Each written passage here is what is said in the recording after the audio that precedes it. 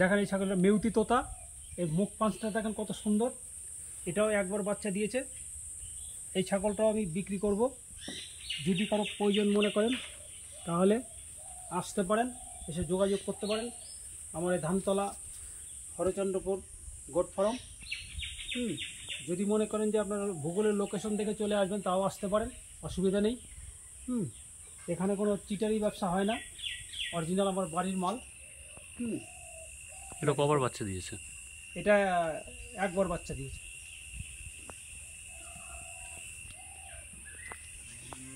খুব কোয়ালিটিপূর্ণ ছাগল। আর দেখবেন মা ছাগল সবসময় যদি একটু হালকা গায়ে রোগা হয় তারা কিন্তু 14 মাসে দুবার প্রেগনেন্ট হয়। যখন নাকি দেখবেন অনেক তাগদ হয়ে যায় সে ছাগল অনেক সময় প্রেগনেন্ট হতে চায় না ঠিক মতন টাইমে।